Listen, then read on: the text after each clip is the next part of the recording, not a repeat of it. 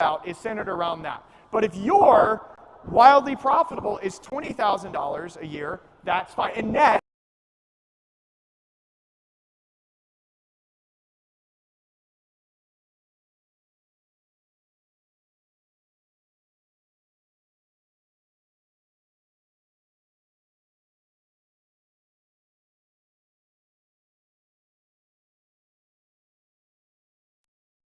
profit 50K. A lot of you think that the properties at net 50K or more have to have views like this. Okay, and it's partly true. This one does net 50K. And those are pretty sick views, aren't they? This one's in Asheville, North Carolina. Or properties like this. This one's in Bradenton, Florida. Where's Gina? Right here, she's hiding. I told her I was going to show her property, and she's like, you better not. And I was like, I'm going to have you come on stage, and everybody clap for you. And so let's give a round of applause for Gina. And guys, I'm going to show, and you guys need to go talk to her, because this property right here, you're not going to believe the numbers. I just sound like Donald Trump. I was grabbing too much yesterday. You're not going to believe the numbers. They're huge. Yeah. Just not coming like that. Anyway, but I mean, it's obvious, right? This is an obvious, it's a really nice looking property, right? Well, what about deals that look like this? Do you think this can net 50K? I know you don't know where it is, you don't know what it has, the location of this property was somewhat near a ski resort. It's okay. Okay, it doesn't have a pool. It was listed as a 5-bedroom. How can something like this be? I'm going to tell you right now, so this property right here, let's look at some of the numbers. So our client Anthony, is Anthony here? Where's Anthony? Right there. Stand up, Anthony. Don't be shy. Anthony just bought this thing.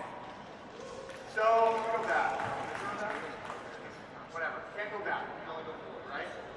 So Anthony bought this property for $560,000. Oh, there we go. $560,000. It's a renovation project.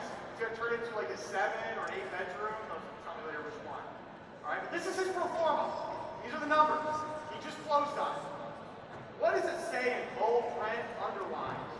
What did it appraise for? $930,000. How much did he buy it for? $560,000. That's insane. Okay, no, we didn't pay the appraiser to put that number. Okay, with a low debt service, with low costs, this is a really good deal.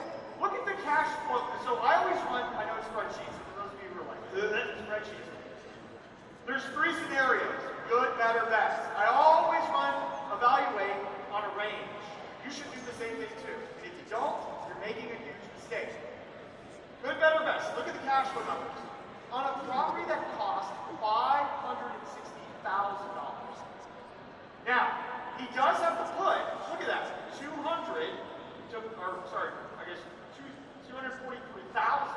to renovate and update it. But if he wanted to, he could pull most of his money or get all of it back to invest into another deal. I don't think he will, because the advantage is the low debt service or the low monthly mortgage payment at $560,000 with the amount of revenue he's getting. This is a cash flowing monster, and they exist out there. Most of the time, they are ugly. Fugly. You know that, I'm not going to spell it. You can ask the person next to you. Okay, so here's another one. Now, this one isn't as ugly. It's attractive. But this one was in Asheville, North Carolina. This was another one of my clients. And man, he's doing way better than I thought he was doing. Or like thought he could do. But this property, it's nice, but we're in the mountains. Where are we visiting this picture here? The mountain, right? The view. Where's that long-range view? Okay? So, what the heck is he doing on this property? What did he buy it for? What did he put into it? What did he do? He loaded it with really cool amenities. And it was a really good spot, good location, proximity, but zero views, zero obviousness to the deal. Okay? Thousands of people weren't lining up to put in offers. There was no multi-offer situation. They've been sitting on the market for a while. Anthony's property. You know how long it was on the market? Was it like 100 days or something like that? Nobody wanted it. It's not obvious. Okay? They're afraid to take they're an awesome offer. If you're not looking for those things, you don't have that vision. That's what the 90, 95% don't do. So, let's look at the numbers on this one. He bought it for $720.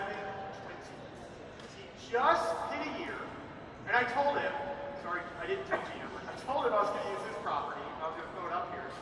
And I was like, hey, I just want to get your numbers to make sure, you know, like I have everything to get for the perform up. So he spent, we're looking here, he spent $161,000 in setup, $56,000 in furnishing.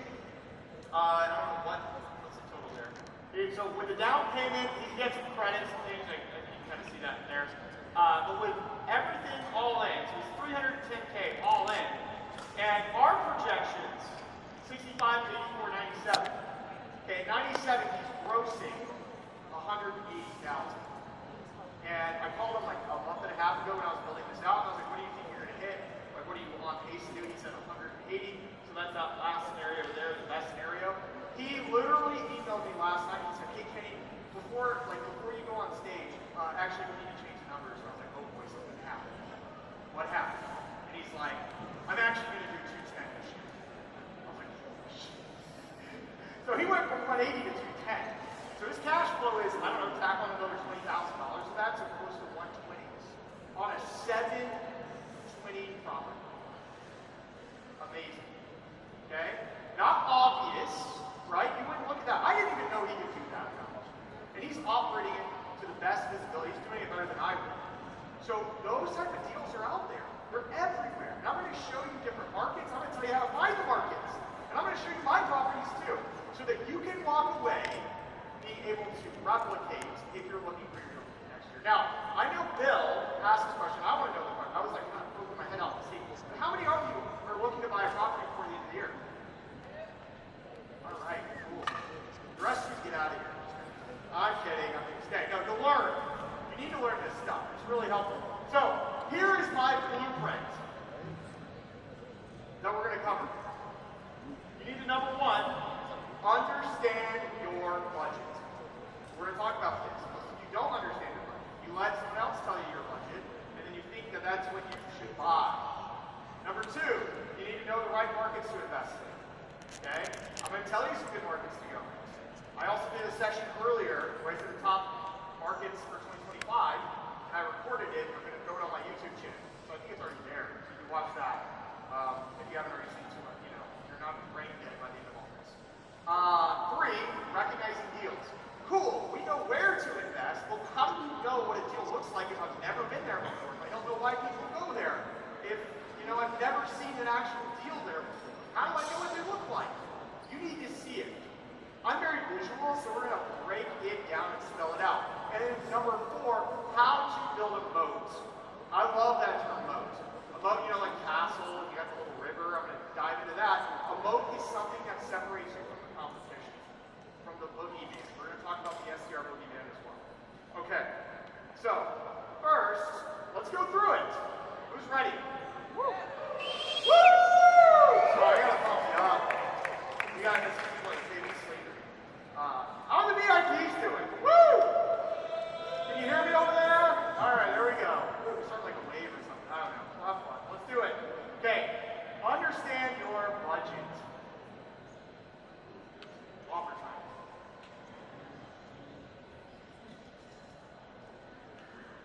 Who wants one?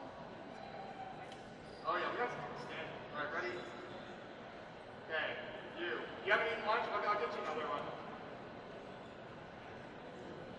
Oh gosh! Hey! That was a solid. Have you guys ever seen that like video with the guys in the baseball? Sorry, we'll read it in a second. The guys at the baseball game, and the ball's coming. He's holding his kid in a beer, and he just drops the kid, grabs the ball, picks him up, and keeps the beer, and he chugs it. It's amazing. That's what just happened here. Even better. Go ahead. What's it say? Thank you, Doug. Thank you very much. It says your pre-approved amount is not your budget. Thank you. Enjoy that Whopper. I promise I didn't lick it earlier. Or not. Your pre-approval amount is not your budget. So your budget is limited by two key things. And you need to remember this. Two things. Take pictures, write this down, burn in your memory. Your bankability and your affordability. So what is your bankability? If I go to a bank and I say, hey bank, give me a loan for $1 million, he's going to be like, okay, cool, show me that you're bankable. Meaning, what's your income? What's your credit? What's your tax returns say that you actually made? You know, not what the cartel money is. Like, what is your income? And can we lend to you? How bankable are you, right? Okay, hopefully we've all gone through that process or experienced that, whether for a primary home or just buying a short-term rental. Okay, and that can limit your budget. Some people have money. If you're like for example, a self-employed income earner, you might have a lot of money, but the bank, because you take advantage of the tax strategies, the bank looks at your tax return and says you're broke. And you're like, no, I'm not. They say, well, according to your tax returns, you're broke. That might limit your budget of what you can actually buy. So bankability, number one. Number two, affordability. Affordability, in my opinion, is one of the most important things in this industry of being successful. If you want to be a top 1% property, if you want to have the Impossible Whopper sales, then you need to understand this concept of cash. The cash on hand that you have is what determines your budget, not what the bank tells you. So, if I have, we'll say if I have $100,000 and I get pre-approved based on my income from $1 million property, do you think I'm going to have a crazy unique property? No, sure. If I buy a $1 million property and I only have $100,000? No one said no. I can't even hear it. What? It should be no. Everyone should be like, you're crazy. No, no, no.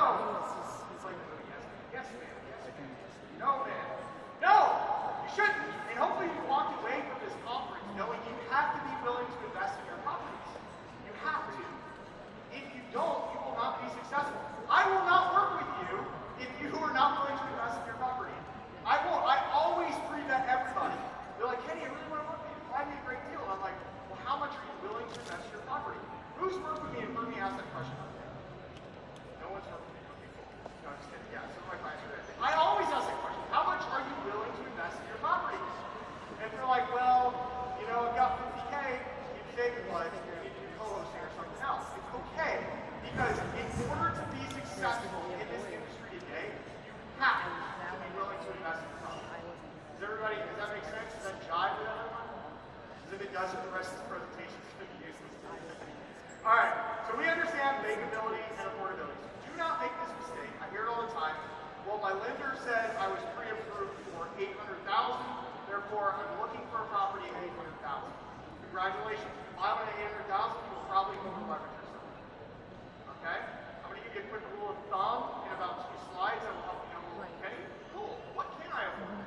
How do you calculate that? I have some formulas. So first, you need to understand your startup costs. Yes, it's good. Take pictures. Because you need this one. Now, when you talk to designers, so there's 3 major startup costs that we deal with any short-term rental property. Now, the hard part is they vary property to property. Some properties are quote-unquote turnkey, or they're new builds, or they don't need any type of updating at all. While other properties can be, the whole thing needs to be renovated, right? We all see those. So, we have to be able to estimate costs. How do we do that? This is really important with finding deals, because if you don't know how to figure out costs, you're not going to know if a deal is a deal. It could be a money pit, right? So, the 3 things that we need to focus on are your design and furnishings, your amenities, and your construction costs. And they're going to vary. I have some rules of thumb, though, in a formula, magic formula, here we go, that will help you guys determine each of these. So number 1, design and furnishings. If you talk to some designers, they'll tell you, oh, price per square foot, that's BS. That doesn't really work. Here's what I have personally found for highly successful properties in capital space. Usually about 15 to 20K for design and furnishings per bedroom. So, if I buy a 5-bedroom house, 15 to 20K rule means what? Is that like $75,000 to $100,000 for the design and decor of that property? And that always tracks right. If you want a top performing property, you have to do this, which might limit what you think you can buy. Number 2, amenities. Now these are going to vary. There's 2 kind of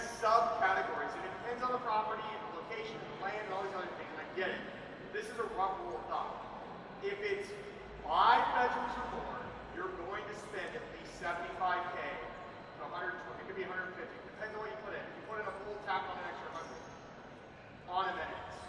75,000 or more on amenities for a 5-bedroom. If it's a 1-bedroom to 4-bedroom, it's going to be anywhere between $10,000 to $50,000 on average. You guys tracking that? Feeling it? Okay, cool. You're ready for another one. It's coming. A lot. 2 bags there. Okay. I hate construction. It is one of the hardest ones to predict unless you're a contractor and doing it yourself. But you have to, during your due diligence, you have to figure out what the construction costs are. If you're updating a kitchen, replacing bathrooms, doing all these different things to improve the property, how much is that going to cost? Don't close on a property without knowing the cost of doing that property.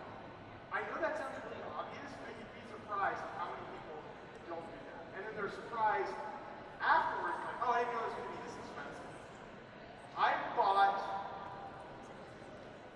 8, 10, 9, I've bought 9 short-term rentals over my entire life of buying properties.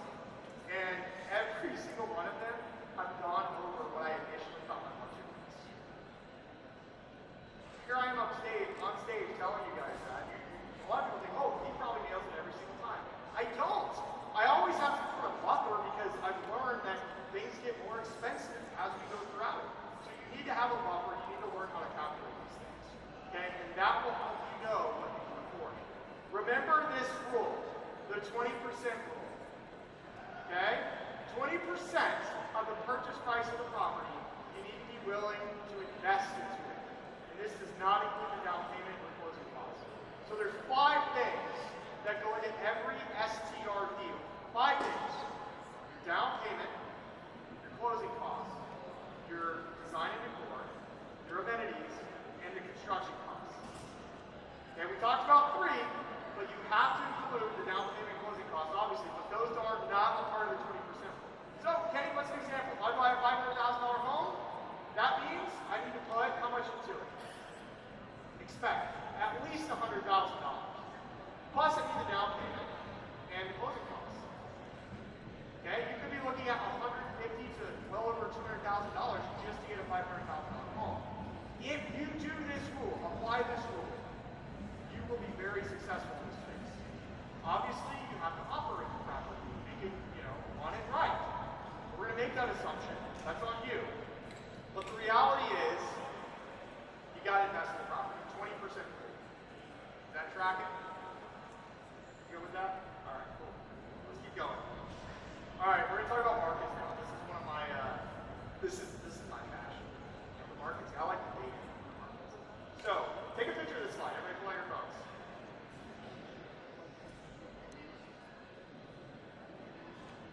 Okay, let's talk about top markets.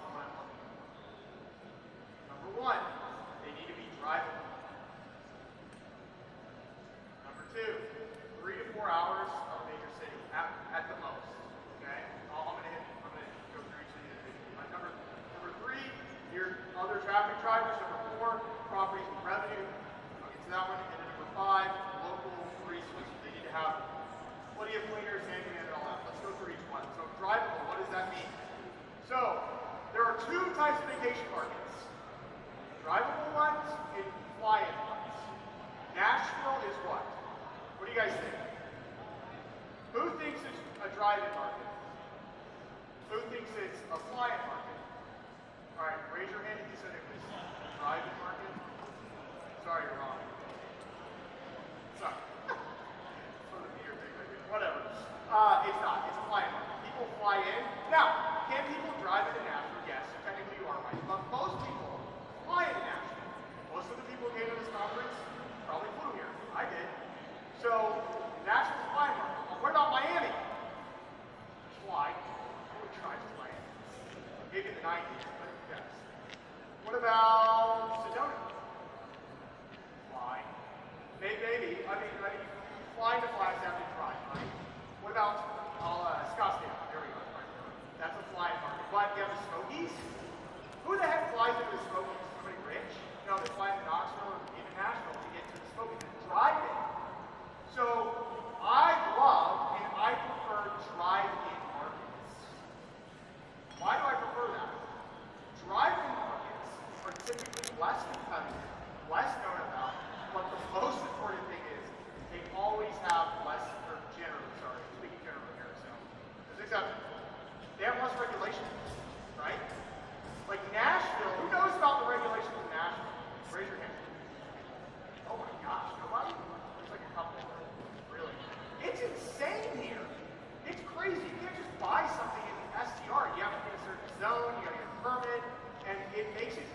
competitive. So getting a permit here is very, very tricky. Now, is it a bad market to invest in? I'm not saying that at all. It's just very challenging. Whereas compared to the Smokies, you're not jumping through all these hula hoops to try to get a permit. Okay, now there's pros and cons to that. I get that. But I prefer drive-in markets. Okay? Number two, this is really important. Cool, I can drive to the middle of Kansas City. Is that a good market? Well, Kansas City, they know that one. The rest of Kansas, probably not. Sorry. Not for a 50K net cash flow. So, 3 to 4 hours of a major city. And I usually like at least 2 major cities nearby.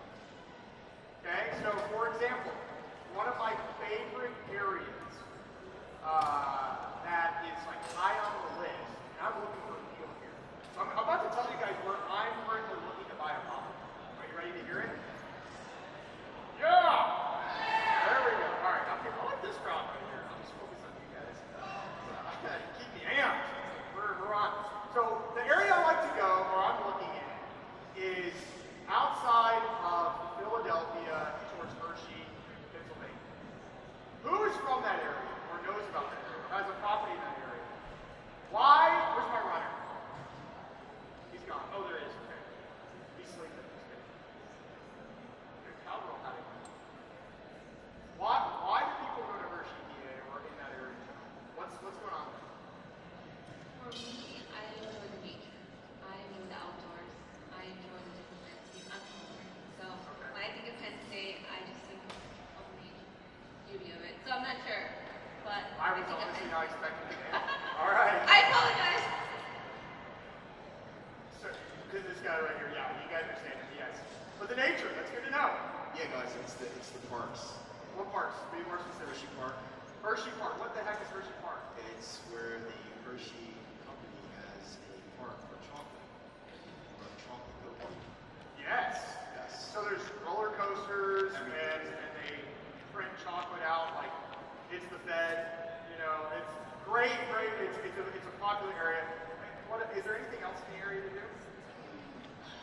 There's Sesame Street. I'm learning things too with you guys. So. Mostly it's just the park that I know that it's tons of people go to. Yep. So thank you. So I guess we should throw another ball right. We're good. Oh, there we go. Okay.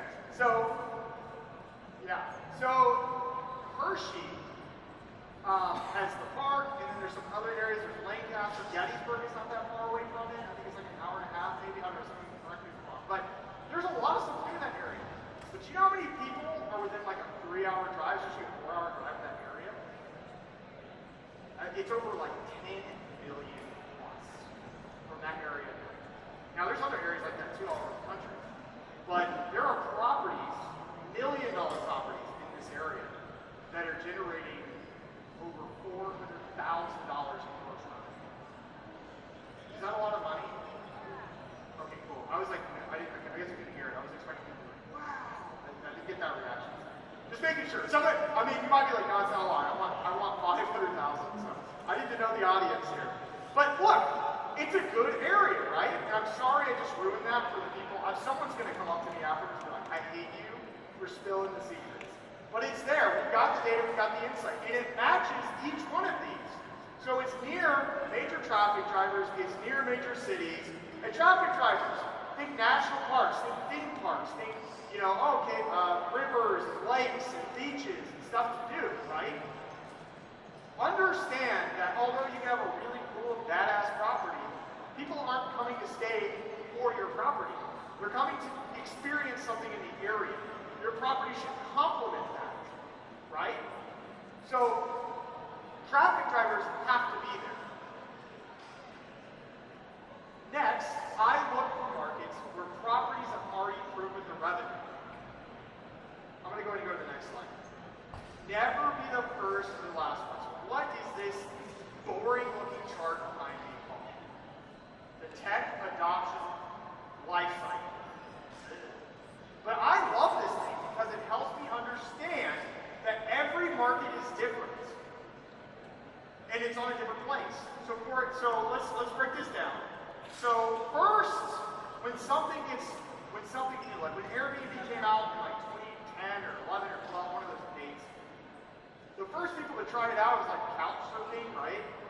were called innovators. They figured it out, they made money from it, they're like, holy crap, I'm making a lot of money from this with nothing into it. And then you had, after that, maybe 2015 and before COVID, I called it the early adopters. So this is when I got into it. Meaning like, we could rent out our grandma's house and still make a lot of money. Our properties could be anywhere. And rent it out on Airbnb, it would make money, right? And then that entire generation became influencers. I'm just kidding. That's what it feels like. And we had COVID. And then everybody, the craze started happening. Who here got involved after 2020 in short-term rentals? I'm not making fun of you. This is the majority. Okay, now everyone's being honest. That's okay. But most people did. And these are early adopters. And I would argue maybe in like the macroeconomics of the whole thing, we're in the late majority. Things are getting more competitive, but people are still entering in. And then eventually, as this industry matures, right now we're probably in the teenager phase, it will be the adult phase, we'll call them laggards coming in, maybe institutional investors. You know, we'll be trading on a cap rate and all that good stuff. But the reality is, you never want to be the late majority or laggard, and arguably, in my opinion, even the early majority. Why is that? Because the returns suck. Are you doing this just for fun? Maybe some of you, but I'm doing it for the money. It's an investment. And if you want it to be an investment, you have to think like an investor. You have to be like, okay, cool. I don't want to be the first one in the market, and I don't want to be the last one in the market. I want to see somebody prove it. I love that red right there, the early adopters. So, how does this apply to STR markets? And you can literally figure this out by thinking about it. Let's look at some examples. What about Orlando, Florida? Where do you guys think they are in the tech adoption count? So who thinks, I'm going to just stop being super sarcastic and skip the innovator. Who thinks it's early adopter phase? I'm by myself. Who thinks it's early majority in Orlando? Who thinks it's late majority in Orlando? Okay? Who thinks it's laggard? Great. You guys are smart. You figured it out. It could be late majority, it could be laggard. I'm not like, oh, this is the exact science of it. But you get it, right? I'm glad you guys got that. The reality is where it's late. To enter into that market, I get emails it's actually really sad. It's very sad. I get emails every single month from people in that market who tell me, Kenny, I bought this property for $800,000. It's a 12-bedroom. It's in the perfect, the subdivisions that have all those really cool amenities. And I'm losing money on it. And if I try to sell it, it'll sell for $100,000 less than I paid for it, and I put $200,000, $300,000 into it, and it's steamed out. What do I do? Can you help me? What do you say to these? Seriously. It's super sad. And that's the last thing I want for you guys. Okay, now if you're in that situation, it's very unfortunate. And every time I look at their properties, they're really, really cool. But there's so many like them. It was copy-paste, copy-paste. And they're all in the same subdivision, and they're literally copy and paste.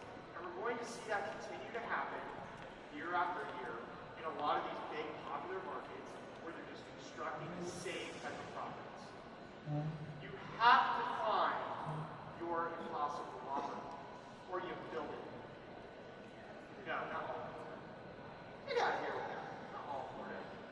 There's actually some parts of Florida really good. Like Tampa area, great. Panama City Beach.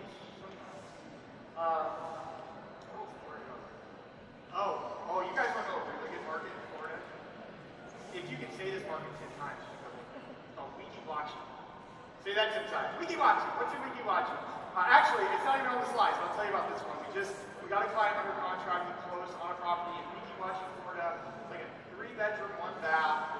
Complete gut reno needs to be done. Bought it for $320 or $330. Put some me on that, right there on that range. And they're turned to a 4-bedroom with 2 bathrooms on the river. Now, Wiki Watching is that river in Florida where the manatees swim. It's like really clear, and there's manatees that you can swim with, and probably alligators too. But that's everywhere in Florida. It's mermaids. Yes, you're right. There are mermaids there, right? So anyway, it's about an hour north of Tampa. It's on the river there. They got it for $330 and ended up bringing so $15,000 left of their own money. This property. I heard one person say, well, it should be everywhere. Wow. Sorry. That was all right. Oh man, regulation. I love me some regulation. Like, so regulation, you can't forget about regulation in the markets. Okay? When you're looking for markets, you can have all of these check boxes, but if the city or the county or whatever municipality says no, it's dead. Don't fight it, don't bother with it. We want to go to places, this is important. When you're trying to find a market to invest into, it needs to be a market where the community sentiment is positive towards short-term rentals or vacation rentals, right? I just dealt with this in Buffalo a year ago. We all, there was about 1,000 short-term rentals in Buffalo, and every single one of them got a letter that said you have 30 days to stop operating. The city council in a closed-door meeting has completely said no more short-term rentals. That's insane, right? That's the state of New York. So, I don't know, wow. But the reality is, they can do that. And guess what? People in Buffalo don't care. They only care about chicken wings and the Bills. Go Bills. And maybe the Sabres. They're awful. They're so bad. I used to live there, that's why. I just moved a couple months ago to North Carolina. But the reality is, cities and municipalities, I'm not saying don't go to these areas, because some of them, like Nashville or Nashville's correct, but they allow short-term rentals. Miami, Scottsdale, or Phoenix area. These places allow short-term rentals, but they're getting stricter and stricter. So you have to be careful. You have to understand what the rules are. Okay?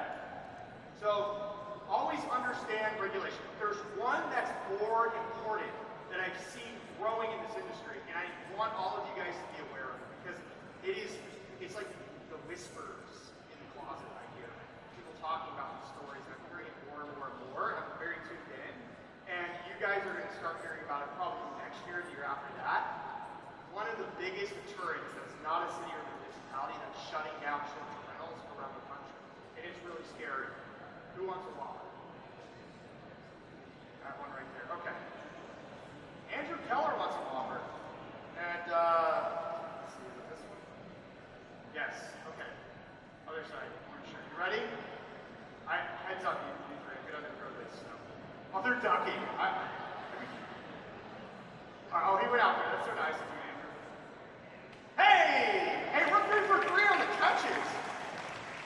Man, that was pretty good. Like baseball. All right, Andrew, what does it say? Your neighbor is either your friend or your enemy. Awesome. And those Whoppers are only 1 hour old, so you can tear into them if you want. Just so there you go. All right. So, your neighbor. Who's ready for some scary neighbor stories? The state of Michigan last year passed a law that said that short-term rentals were it's not really passed a law, but they interpreted in the courts that short-term rentals are now considered commercial property and not residential. All right, whatever. No one fought that. Okay, whatever. They declared that. Almost every, and this is broad and general, so those in Michigan, please don't stone me. Almost every property in Michigan has a deed restriction that says this property can only be used for primary or single-family use only. So what happens to short-term rentals? And, well, Kenny, I've been operating a short-term rental there for 10 years. I'm grandfathered in, right? And, nope, you're not. But the good news is, it's not that the state's going around saying you can't STR. It's only if your neighbor doesn't want you to STR. Yep. So guess what's going on? Neighbors are suing in droves. And it's only neighbors. They can't just sue random people. It's your neighbors. And people who've been operating for many years are getting sued. And they're losing. Unfortunately, we had a client go through the exact same thing. She bought a property in Michigan, and she had the title look it up to see if there were any deed restrictions. The title company said, nope, there's no deed restrictions, which wasn't true. She closed on the property day 1.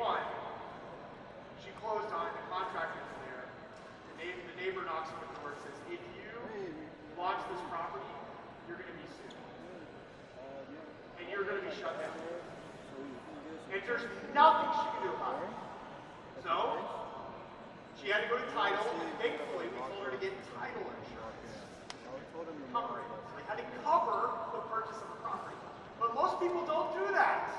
Or most people don't tell their title they're going to do a short-term rental. So you got to think about those things. So thankfully it's not a complete loss, but it sucks. It's a lot of time and energy and effort. And I went to a Michigan conference 2 months ago. Shout out to Tony Sakato. And the room was just chattering. They had a whole session on this.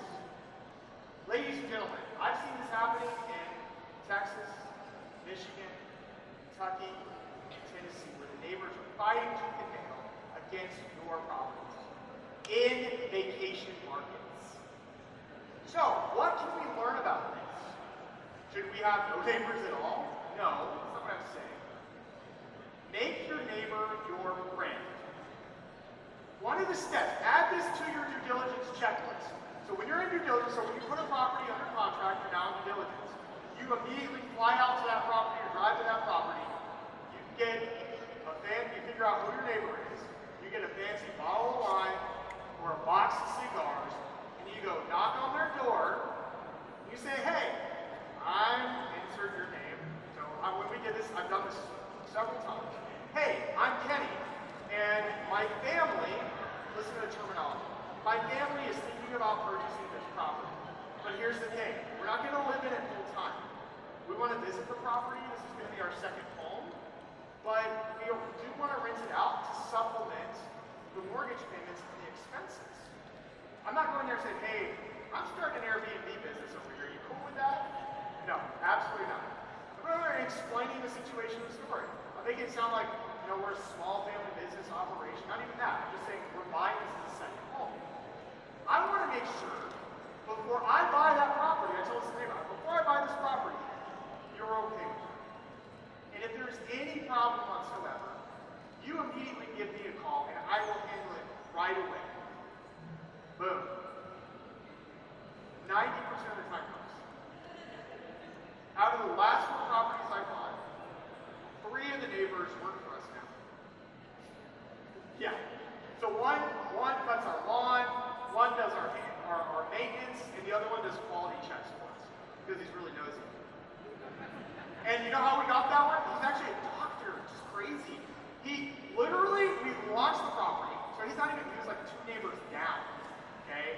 We launched the property, and he was like on Airbnb, and he saw the property pop up, and he messaged us day 1 and said, I'm really disappointed this is an Airbnb, and if you're too loud, or your guests speed up and down the road, we're going to shut you down. That was literally in the message, day 1, and I was like, oh crap. You know what we did? We immediately got a hold of him. And we said, hey, we gave him the story and everything, and we said, let's hear your side of it. He goes, well, my daughter likes to take walks on the driveway, and she almost got the road there, and she almost got hit one day by somebody who was running out of her house before, and she almost got hit, and so we're very sensitive about her. I said, look, we will pay for signage, we'll put up a speed bump, whatever you need to feel comfortable with us doing this, we will take care of it. He's like, whoa, that's too much. And I'm like, oh no, we will do that for you. And guess what? We didn't have to do any of that stuff. He was like, no, that's cool. And one day, we had a guest, unfortunately, speed through it. He messaged us, he was all upset. We immediately called him, and we said, we're putting up that signage now. We did it. We did it proactively. And he called us back, and he said, wow, you guys really do care. Can I actually book your place? I got family coming in town. And he did. We made $8,000 off that neighbor. How cool is that? Yeah, there you go. Yep. And now, when stuff happens, we're like, hey, it's actually a friend. We're like, hey, do you mind, it would mean the world does, you go check, this storm just happened. Is everything okay? Can you, just walk around and check? He's like, absolutely. He's a friend. Make your neighbors your friends. Cool. Let's keep going. Recognizing deals. Okay. There's a bunch of different types of deals out there. I'm going to start with the STR. And no, I wasn't having a struggle when I was typing this. That's on purpose. STR. What does STR mean? So STR. It's a nickname for BRRRR, which BRRRR is buy, renovate, refinance, repeat. Something like that, right? STR is just you're doing it for STR. I coined it first. I don't want to see any of you guys do that. No, I'm just kidding. I don't care. But stir. So I call it stir. So when we stir, we buy properties that are undervalued that need updates. And it could be massive updates or, you know, lipstick on a pig, right? Like flooring and paint and some minor things. And so I want to show you the deal real quick that we found that looked like this. This is the vision. This is what you have to see. Because this was the listing picture. And this property was on the market for a while. So the purchase price was $685. We got what we call a seller credit, meaning the seller, there were some things broken in the house. And the seller was like, I'm not going to fix it, but I'll pay you money to fix it. I'll give you $35K. Great. We took that. We got financing. We did 10% down. So you can see that was the down payment with closing costs. There's our furnishing costs. And with that, we did a slight update in the furnishing budget, meaning like updated like kitchen countertops, painted the outside of the cabin, and then we took some really cool pictures. So, cash flow estimations year one is 70K. He's on pace to do 90K. We'll find out about 20. So, anyway, he definitely hit 70 though. So, here's the before. Here's the after. That's sexy, isn't it? Woo! Yes. He's not here, so you don't have to talk about it. Anyway, so yes, it's these before and afters, these types of properties are really cool, but they require what? Vision, determination, time. For those of you who are willing to figure it out, you can be extremely successful. You can take the time to do something that's cool. Now, he didn't design the property himself. He hired a designer. He hired the contractors. He figured that all out. We actually helped him with each of those things. But the reality is he had the guts and the determination to find something. And guess what? This property is making about, I think it's like 175 or something like that, gross. Netting over $90,000, which is crazy. His debt service, the risk, the monthly mortgage payments are pretty low considering this type of house. And it's in Hunter, New York, a ski area in upstate New York. So for those of you wondering. Gina. She was so bad. I was like, hey Gina, I'm going to use your property in my slides. And she's like, no, don't tell me. So now I did adapt the down payment because she did a 1031, so whatever. But this is the scenario. So Gina bought this property in Bradenton for $800,000. This is a value add because here's the truth. I hate renovations. Because contractors are so hard to work with sometimes. Who's been screwed by a contractor before? Yes, everybody, right? No, I'm just kidding. But no, it sucks. It's hard. They're hard. It's challenging. It's one of the biggest roadblocks working and doing this kind of stuff. So we have another strategy, which is called a value add, which is you don't go renovate a bunch of property, but you got to pay a little bit more for it, and you still have to inject a lot of capital, but for amenities. So look at this one. Look at the pictures. Look at the quality. Look at what stood out here. She bought this property for $800,000. We're going to use the example down payment of 80K to do 10% down. Reno furnishing, she only had to put in $47,000 into the property because it had certain things already there. It actually already had a pickleball court. But Gina was smart and looked at the pickleball court and said, man, that thing is an ugly green. What if I painted blue and pink? That looks pretty cool, doesn't it? You see it up there? People are calling her property pink pickleball court. Okay, so she is on pace to do 165. We put that in the forma. So all the cash needed with the down payment closing cost is 142. Cash flow $48,000. Great in Florida. All the insurance rates, the tax, all the scary stuff going on in Florida. She's making money and being very successful. She's a really good host. You got to go talk to her at some point. She's will blow your mind. So very, very smart lady, and she's doing well. This is her property. You can find renovations, or you can find value-add properties. But you gotta have the vision. You gotta have determination. Okay. Let's talk about the boogeyman. Oh, the picture. Okay. What is the STR boogeyman? It's a term. I see it on the internet all the time. It's not usually about markets. What do we hear? Someone say. Saturation. There we go. Saturation. What is saturation? Means there's too many properties in a market, right? In general. There's actually a technical way of counting, like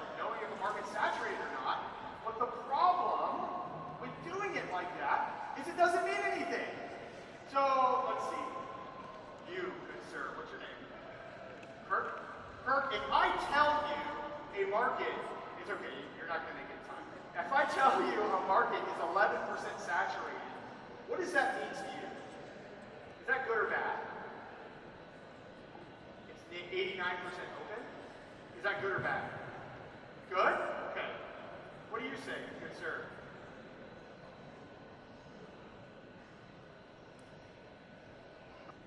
Two varying opinions on a statistic that means absolutely nothing, right? So a percentage of saturation doesn't mean anything. The idea in saturation is a boogeyman term to scare you from thinking outside the box. For the average STR investor, which hopefully by now you're not, you don't have to worry about saturation because you create a moat when you find deals. And we're going to move into identifying a moat. So a moat is something that separates you from the competition. Okay? So it could be location, right? Like beachfront versus non-beachfront. If you're beachfront, that's your moat. There's a limited amount of beachfront properties, therefore you have a moat. Those are pretty obvious. But what's the problem with beachfront properties typically? They're freaking expensive. They don't pencil out. So what other moats are there? There could be property types. Okay, so we've seen this is actually an Airbnb in a cave. That's wild, isn't it? Yep, there's an A-frame, which that's not that wild, but it's unique. There's one in the Poconos there, an actual castle. And it's really funny. Every time I talk about, like, people just send me, like, castle Airbnbs all the time. They're like, Katie, I found a moat, ha ha ha. Okay. So, I kid you not, every time there's one for sale on something like it. I just need to buy a castle. Tree houses. That's actually one of my good friends in, I think it's Georgia. I think that's his property. It's really cool. Does really well. The Glass House. It's actually a Netflix show. They showed this house. It does crazy well. This is in Joshua Tree. Those are really cool properties. But here's the problem. Probably none of you are going to buy a really, really, really crazy unique property. Maybe one or two of you do, which is awesome. Come show me later. I'm super excited to see it. But the rest of us don't buy properties like that. Okay? Because they're hard to find and we don't want to build them because you have to build them. So, another mode, and this is where most of us fall, we're going to sit on a while, are amenities and design. Okay? But here's the thing. Amenities and design can be copied. Right? So you got to be careful with this. You can't just go, well, I can dump a ton of money in for amenities or design, and all of a sudden I'm going to be making money year after year. That's not a long-term approach. You got to make sure it's a unique type of property. So let's talk about it. Okay. So, let me tell you about Ashley Guy. That's her friend. This is a friend of mine. She's an agent in Gulf Shores, Alabama. I don't think she's here. I don't know if she is. Scream, Ashley, if you're here. She's not here. So, this is Ashley's property in Gatlinburg that she bought for $320. And I interviewed her on my podcast, called Cash Flow Positives. Go listen.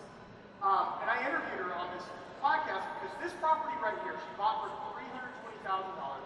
Gross $120,000 last year, and she netted $84K. Holy crap! Yeah, let's clap for Ashley. No, she's not here. No, it's incredible. But how? Right? I was like, Ashley, this looks like a really boring property. Where are the views? You're in the mountains, right? Where's your boat? I could buy a property like this. How do I post that? How do I attract people to it? How much do we pay Ryan Chesney to put you on page one every single time? She's like, haha, Katie, no, you gotta check out the inside. So I was like, all right, let's check out the inside. Oh yeah, I heard that. Is that you, Kurt? I'm just kidding. His wife's like, no. So yes. Oh, Kurt. The king cabin. Yikes. Some people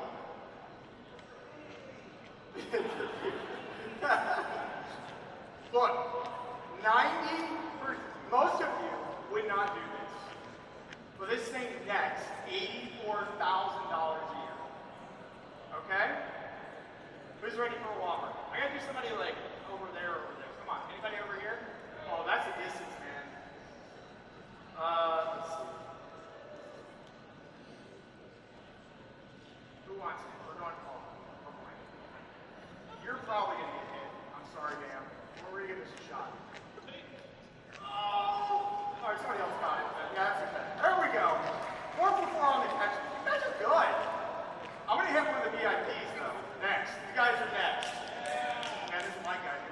All right, read it for us. Do what 95% won't do or can't do. Boom, baby. Do what the 95% won't be able to do or can't do. When I showed you that property, you were like, half the ladies were like, ugh. You know, the other half was quiet. That's okay.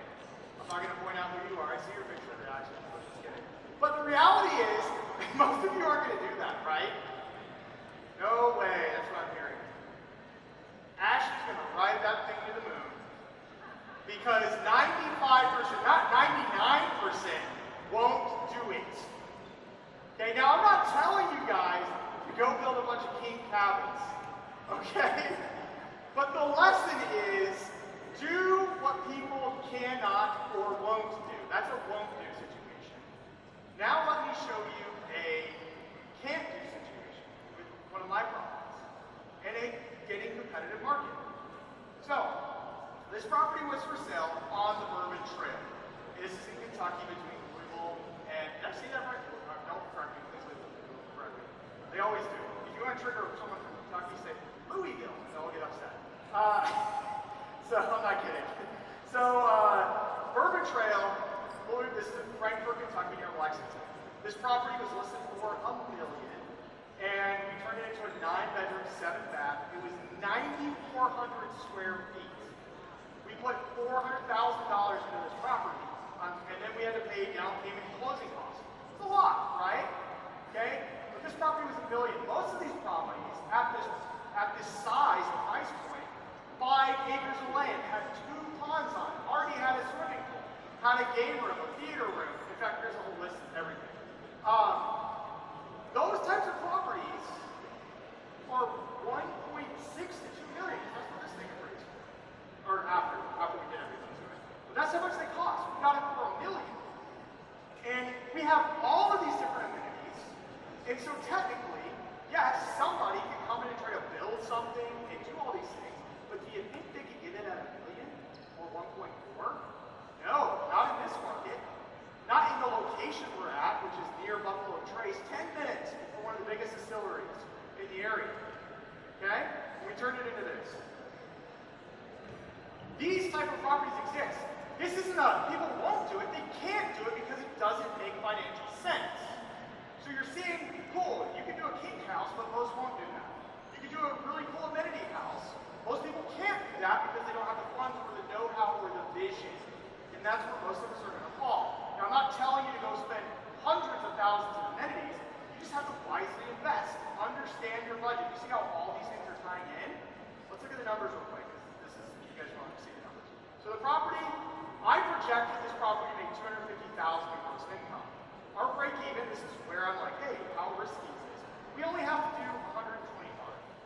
Very doable in my opinion. On a property that size and those amenities, okay? Our cash on cash return expected was 25.4%. We put $300K in amenities and costs and an extra 50 for some other things, so we're all at $350. Plus we got a down payment and all that. We got a reappraised value of 1.6 and we launched it in April this year. Guess how much money I made this month on that property in July? I told the group yesterday, so everybody knows. Anybody? $70,000 gross in July. Thank you. Thank you.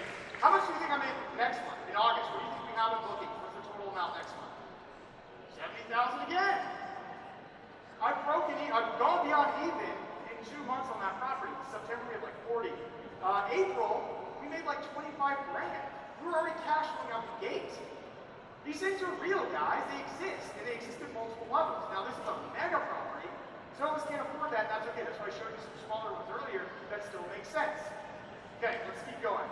Let's talk about creating or designing boats. And we're going to talk about a property that we're about to launch in 2 weeks. This is one of my properties in Texas that I'm about to launch in 2 weeks. So, now that you guys are like, okay, I understand how to find markets, I understand how to turn my budget, and I'm starting to be able to get that vision, that determination. Now we need to take that beyond just amenities and start looking at the inside of properties to figure out how we can be better marketers. Because we're not just Airbnb hosts, we're also marketers. We have to be able to market our property and sell our property. We are selling experiences, not real estate to people.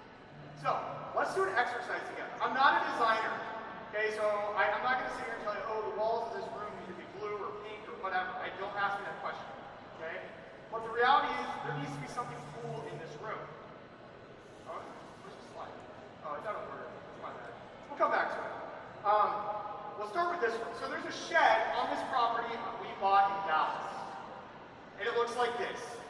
So it's got like trees all around it, vegetation. It's a little bit taller than it looks in the photos.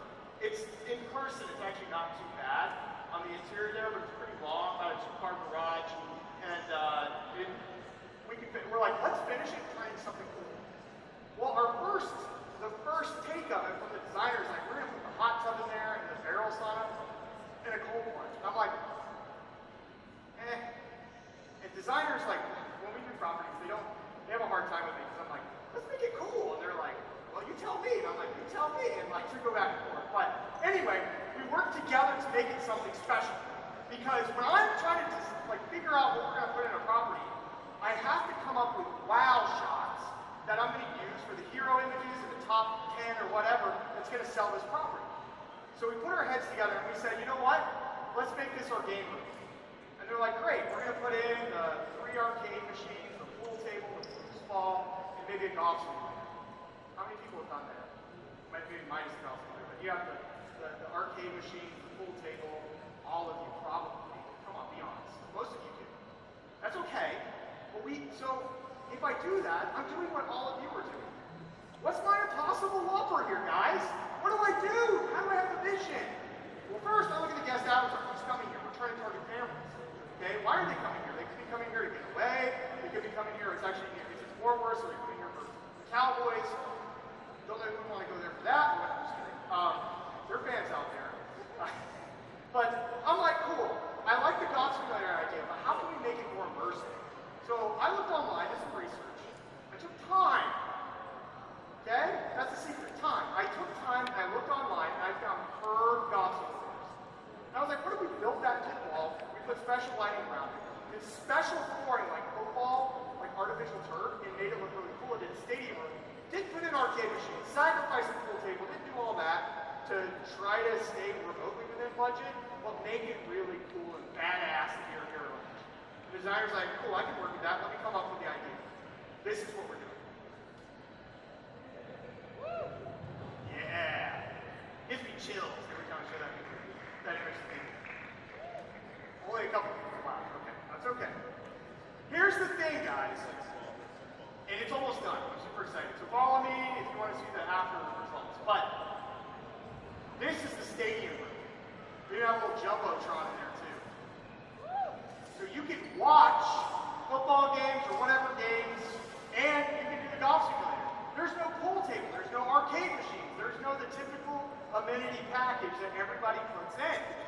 Because I'm focused on the impossible whopper. I want to cash flow. My goal is to cash flow over 100K. And I can't just do a basic property. Here's another example. This was the original design for there was that shot earlier of that small room. You guys remember that?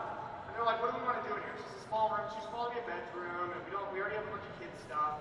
And I was like, let's do a board game room. I'm like, okay, cool. So this was the design. Okay? What do you guys think? Wait. I don't know you. What's your name? Yeah, you. Melinda, what do you think of this design? Honest feedback. Okay. Exactly.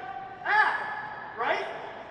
Now, I don't need every single room to be like, wow, Kenny, that's amazing. I'm looking for what I call 3 to 4 microspaces. Shout out to Mara, wherever he is. So, somewhere in there. Okay, micro designs, excuse me. And so we said, let's put our heads together. Our budget for this room was like, we're already running low. Remember, we're doing that crazy stadium room. So our budget isn't really high. So what can we do here to stand out and be different and attract people who really like board games? This isn't going to be our hero image. It needs to be cool. And our budget at the time was like, $20 and a pack of Cracker Jacks. We don't have a lot to do.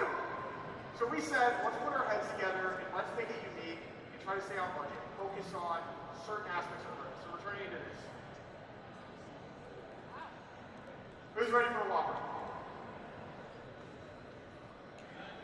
I need a lady. All right, right here. Right up in front. Oh! So close. What's it say? Want to go to Coldplay concert? Oh, whoops, that wasn't for you. Been saving that one all week. Yuri.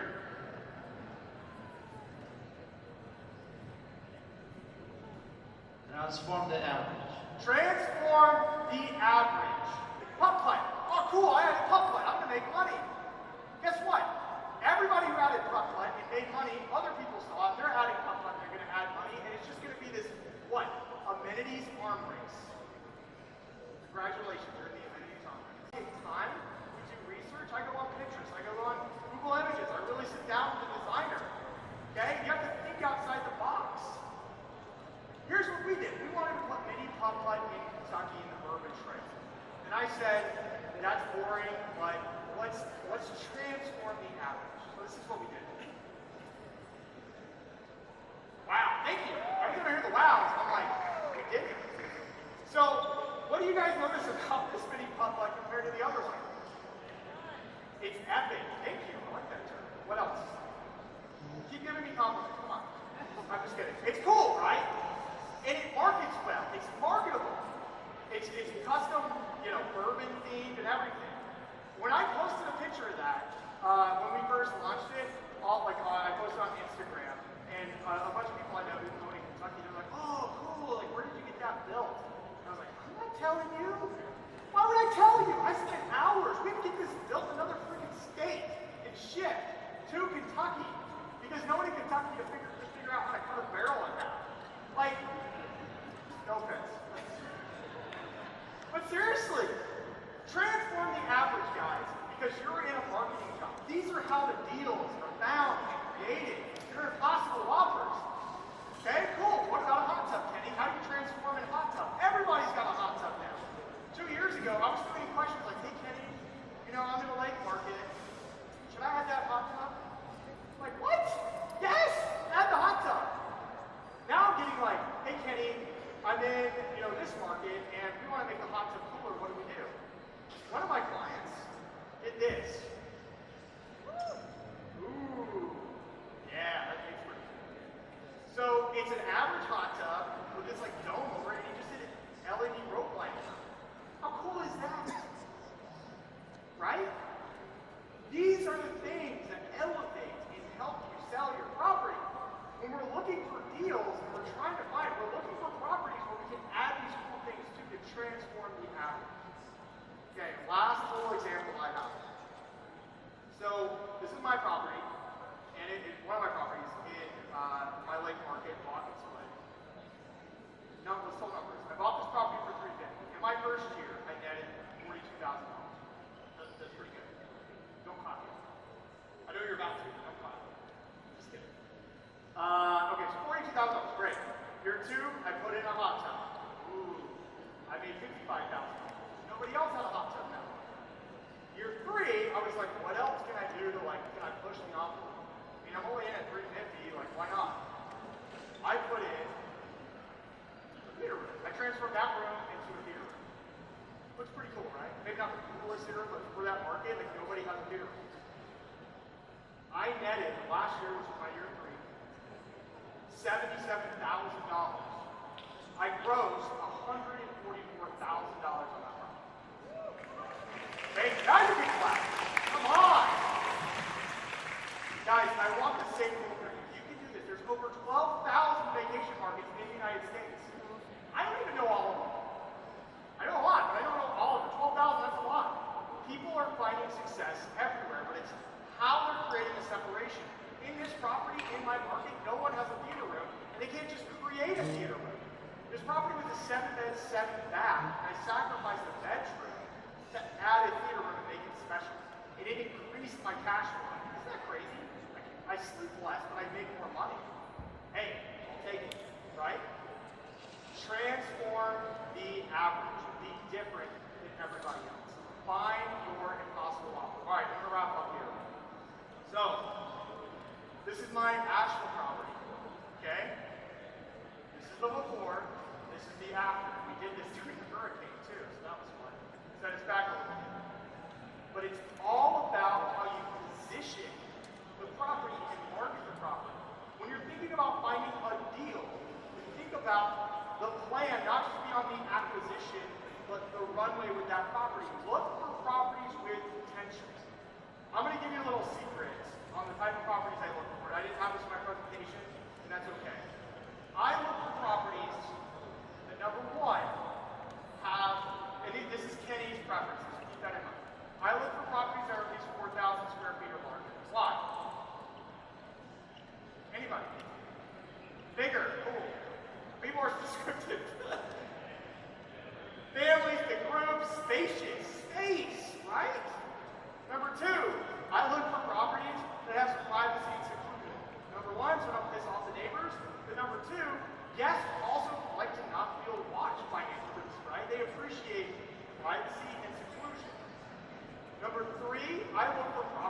markets that have the revenue potential of over $200,000. If I don't see properties in that market generating $200,000 or more currently, I don't look there at all.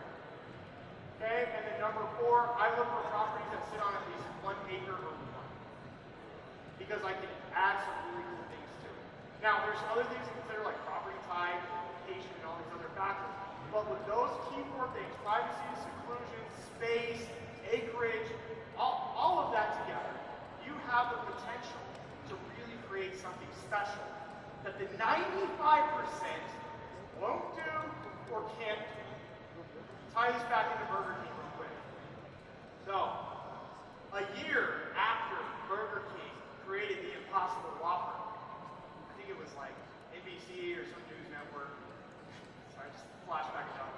Fake news. Yeah, it was funny.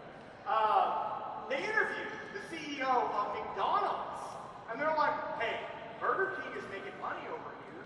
What are you guys doing? You're gonna add a plant-based burger to your menu?" And you know what he said? "We can't figure out how they're doing it. It doesn't make like the finances don't make sense. We tried, and it just financially doesn't make sense for us to do it, and we can't do it." Do what the 95% can't or won't do when you're looking for deals, and you will find a gold mine. All right, so I'm going to wrap up now. We got 2 last slides. I'm going to give you guys some homework. Is that okay? I gave you some food, now I want some homework. Some of you got food. Did anyone try it? Hopefully. No, it's still on the menu because they're making money from it. No, it's not? Florida man bought them, right?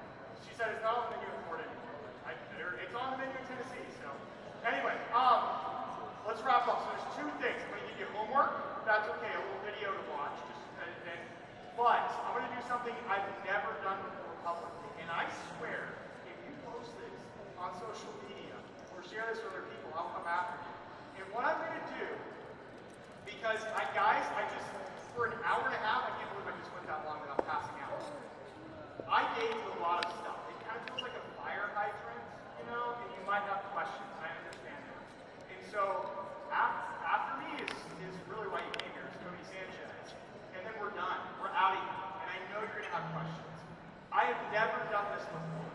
I am opening up my personal calendar, not my team's calendar, but my personal calendar. If you need help, if you have questions about finding properties, I have 10 slots, and I'm not trying to sell you anything. This is my calendar, my time. I'm going to give to you guys here because I don't have time after this to answer questions, unfortunately. And I would love to get to know you and help you out. And so I've opened up 10 slots of my time to help you if you're looking to buy a property.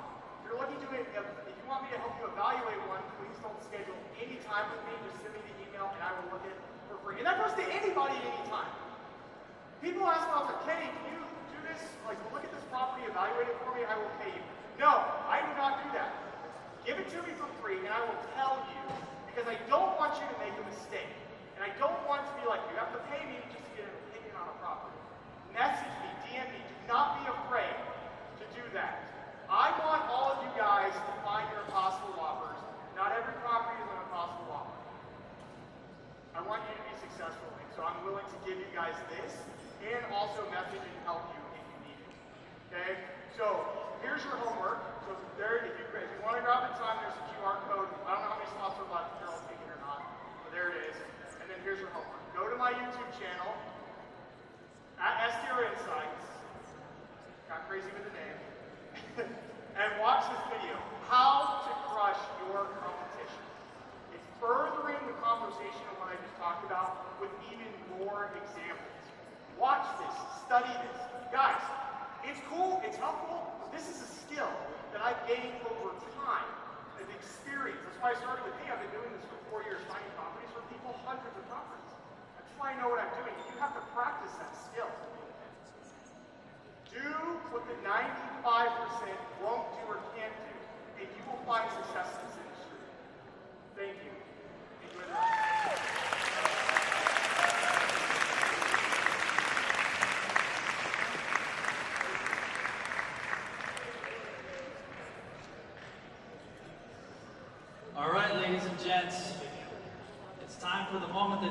waiting for. Yeah, I don't know. Oh, do you want to take that? Oh, somebody take it. Thank you. All right.